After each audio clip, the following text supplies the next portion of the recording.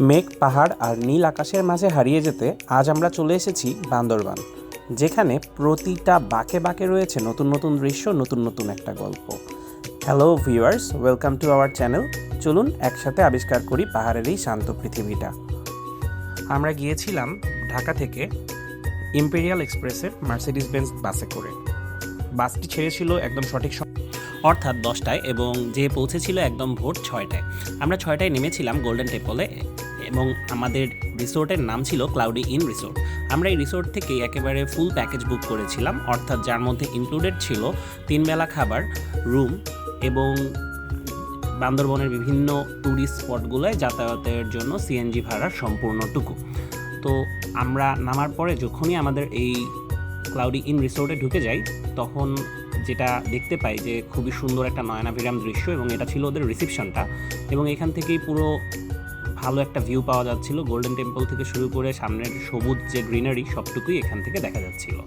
এবং এটা কিন্তু পাহাড়ের উপরে 3 তলায়, এবং নিচে নামলে হচ্ছে গিয়ে ওদের ডাইনিংটা নিচতলায় ছিল। তো খাবারের মধ্যে নর্মাল খাবার দাবারই ইনক্লুডেড ছিল। খাবার অতটা আমি বলবো না যে রিকমেন্ডেড বা ওরকম আহামরি কিছু ছিল, বাট চলার মতো বা ভালোই ছিল। আর রুমের কথা যদি বলি, রুমটা হচ্ছে কি, আমরা যে রুমটা নিয়েছিলাম সেটা নিচতলায় ছিল এবং সেটা ছিল হানিমুন স্যুট, এবং এখানে সব কিছু সুন্দরভাবে ওরা সাজিয়ে দিয়েছিল। আমরা একটু আগে গিয়েছিলাম, তারপরও ওদের ব্যবহার এবং সব কিছুই খুব ভালো ছিল। চেক ইন করার আগেই ওরা আমাদেরকে রুমে উঠতে দিয়েছিল। রুমে ছিল একটি স্মার্ট টিভি এবং এখানে বেশ কিছু রুমের অ্যামিনিটিস, এবং বারান্দাটা ছিল অসাধারণ, এবং এখানে একটা দোলনা ছিল। আর ওয়াশরুম ছিল অ্যাজ ইউজুয়াল, কিন্তু ওয়াশরুমের গিজার খুব ভালোভাবে কাজ করছিল। আর এর মধ্যেই কিন্তু এই পুরো প্যাকেজটা ছিল 13,400 টাকা, যার মধ্যে বান্দরবান যাওয়া আসা 2 বার সিএনজি সব কিছু ইনক্লুডেড ছিল। তো আমাদের প্রথম যে স্পটটা সেটা ছিল নীলাচল। আমরা সিএনজিতে করে চলে আসি। এখানে এন্ট্রি ফি ছিল মাত্র 20 টাকা, এবং এই জায়গাটা বান্দরবান শহর থেকে প্রায় 6 কিলোমিটার দূরে ছিল। সময় লেগেছিল 20 মিনিটের মতো। আর এখানে একটা জায়ান্ট সুইং আছে, যে কেউ আপনারা এই রাইডটায় চড়তে পারেন, অনেক ভালো লাগবে। আর এটা বিকালে ঘোরার জন্য একটা পারফেক্ট প্লেস, কারণ এখান থেকে সূর্যাস্তটা নাকি খুব ভালোভাবে দেখা যায়, যদিও আমরা কুয়াশার কারণে অতটা ভালোভাবে দেখতে পারি নাই। আর এখানে জায়গায় জায়গায় এরকম বেঞ্চ বসানো আছে, যার থেকে আপনি খুব ভালোভাবে ভিউগুলো এনজয় করতে পারবেন। তো এরপরে আমরা যেটাই যাই, সেই স্পটটার নাম ছিল মেঘলা পর্যটন কেন্দ্র, এবং এটা বেশ জোস একটা জায়গা। এখানে বিকালবেলা ঘোরার জন্য বেশ ভালো। এখানে কালারফুল সিঁড়ি ছিল, এবং আপনার যদি অ্যাডভেঞ্চার প্রেমিক হয়ে থাকেন তাইলে আপনার জন্য এখানে জিপ লাইনিংয়ের ব্যবস্থা ছিল মাত্র 100 টাকায়, এবং জিপ লাইনিং ছাড়াও কেবল কার রাইড ছিল, সেটাও ছিল 100 টাকায়। এবং এই কেবল কার রাইডটা ছিল টোটালি 230 কিলোমিটার, এবং এখানে শহর থেকে আসতে মাত্র 5 থেকে 6 মিনিট লাগে, এবং অটো ভাড়া লাগে 200 থেকে 400 টাকা। অবশ্যই দামাদামি করে আসতে হয়। আমাদের যেহেতু প্যাকেজ ইনক্লুডেড ছিল, তাই আমরা ওই হ্যাসেলটা আর নিই নাই। আর এই মেঘলা পর্যটন কেন্দ্রটি কিন্তু বাংলাদেশ পর্যটন কর্পোরেশন দ্বারা উন্নয়ন করা হয়েছে, এবং এখানে কৃত্রিম হ্রদ, ঝুলন্ত সেতু এবং নৌকা ভ্রমণের ব্যবস্থাও রয়েছে। এখান থেকেও বিকালবেলা বেশ ভালো ভিউ পাওয়া যায়, এবং এখানে একটা সুন্দর ভিতরে পাহাড়ি বাজার আছে। এর মধ্য দিয়ে আমাদের প্রথম দিনের পরিসমাপ্তি হয়, এবং দ্বিতীয় দিনের জন্য আমাদেরকে বলা হয় যে একদম ভোর 6:30 উঠতে, কারণ দ্বিতীয় দিনে আমাদের গন্তব্য ছিল নীলগিরি। তো নীলগিরি এবং চিম্বুক এবং শৈলপ্রপাত। তো নীলগিরি যাওয়ার জন্য যে আমাদের প্রায় 2 থেকে 2.5 ঘন্টা সময় লাগবে। তো আমরা যত আগে যাব তত ভালোভাবে আমরা মেঘগুলো ধরতে পারবো। দ্যাটস ওয়াই আমাদেরকে দ্বিতীয় দিন একদম ভোর 6:30 রওনা দিতে হয়। যাওয়ার পথে প্রথমে আমরা যে স্পটটা পাই সেটা ছিল চিম্বুক হিল। এটা এখন বর্তমানে চিম্বুক হিল রিসোর্ট নামে পরিচিত। এখানে এন্ট্রি ফি ছিল 20 টাকা। আমরা একদম ভোরে পৌঁছাইছিলাম দেখে এখানে কোনো মানুষ ছিল না, বাট বিকালবেলা নাকি এখানে প্রচুর মানুষ হয়। তো এটার ভিউ ওই সময়ের রেসপেক্টে যথেষ্ট ভালো, বাট সামনে আরও বেটার ভিউওয়ালা কিছু স্পট পাওয়ার কারণে আমি বলবো যে এখানে যদি আপনারা থামতে চান তো এটা আপনাদের পার্সোনাল ব্যাপার, বাট এর থেকেও বেটার ভিউওয়ালা আর কি স্পট আছে। চিম্বুক বাংলাদেশের টপ 5 পাহাড়গুলোর মধ্যে। নীলগিরি যাওয়ার পথে আমাদের পরবর্তীতে যে পয়েন্টটা পড়ে সেটা ছিল টাইটানিক ভিউ পয়েন্ট। এইটা 2022 সালে এক্সটেন্ড করে সুন্দর করে আর কি তৈরি করা হয়েছে, এবং এইটার থেকে যে ভিউটা পাওয়া যায় সেটা অ্যাকচুয়ালি খুবই ফটোজেনিক এবং ব্রেথ টেকিং। আমি সবাইকে রিকমেন্ড করবো অবশ্যই এই স্পটটায় থামতে। এটা ছাড়াও ডাবল হ্যান্ড ভিউ পয়েন্ট নামে আরেকটা পয়েন্টও আছে।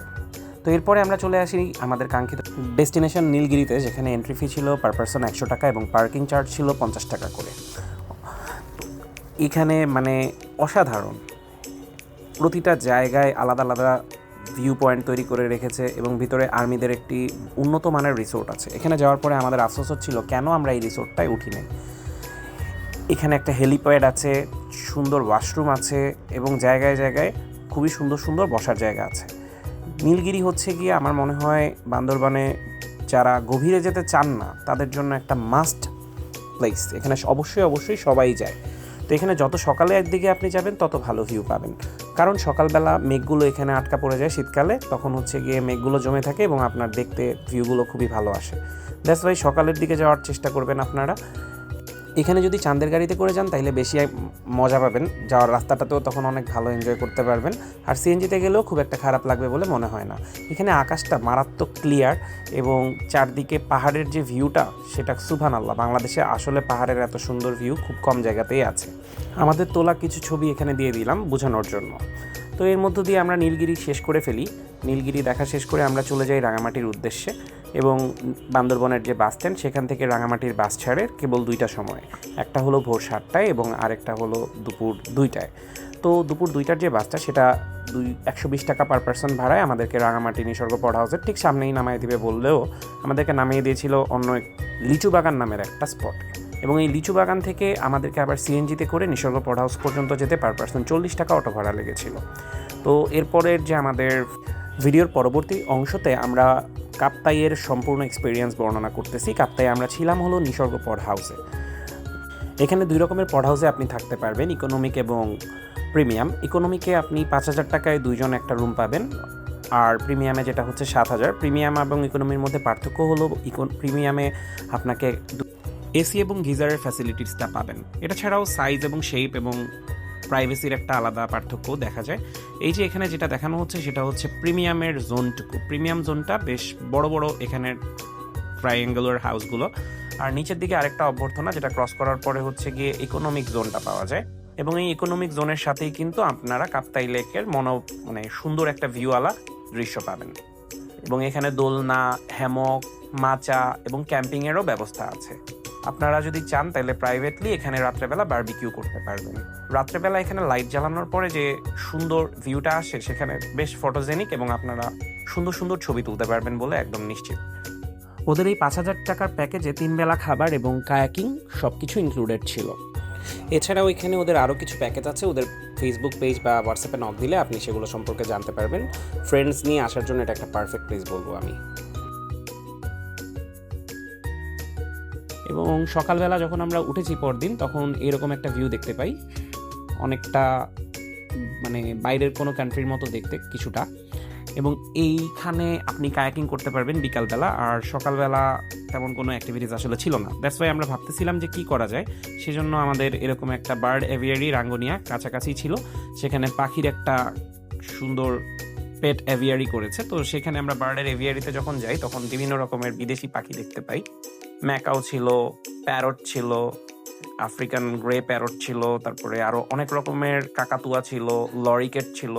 আপনারা যদি বার্ড লাভার হয়ে থাকেন এখানে যেতে পারেন, বাট খুবই বাজে মেনটেন্যান্সের মধ্যে দিয়ে রেখেছে জায়গাটাকে। গেলে আপনার নিজেরই হয়তো অনেক সময় খারাপ লাগতে পারে। খুবই সুন্দর একটা পার্ক, জাস্ট মেনটেন্যান্সের অভাবে অত্যন্ত খারাপভাবে এখানে রয়েছে আর কি। তো এর মধ্য দিয়ে আমাদের বান্দরবান ট্যুর শেষ হয়ে যায়, বান্দরবান এবং কাপ্তাই, এবং আমরা রাত্রেবেলা বাসে করে রওনা দিয়ে দিই ঢাকার উদ্দেশ্যে। তো নিসর্গ পড হাউস থেকে আমাদেরকে বাস দিয়েছিল, এবং ওই বাসের ভাড়া পড়েছিল 1,000 টাকা করে সৌদিয়া এসি। এবং ওই সৌদিয়ার এসি বাসে আবার মাঝখানে যাত্রা বিরতিতে আমাদেরকে সুন্দর একটা ফুড সার্ভিসও দিয়েছিল, যেটা খুবই ভালো লেগেছিল। তো রাত 9টার বাস, এবং ঢাকায় এসে পৌঁছেছিলাম আমরা ভোর 6টায়। তো ভিডিও এইটুকুই, আমাদের টোটাল খরচ থেকে শুরু করে সব কিছুই বলা হয়েছে। যদি আপনাদের কোনো কোয়েশ্চেন বা কোয়েরিজ থেকে থাকে তাহলে আমাদেরকে অবশ্যই জানাতে পারেন কমেন্টে, আমরা চেষ্টা করব সব কিছুর রিপ্লাই করার।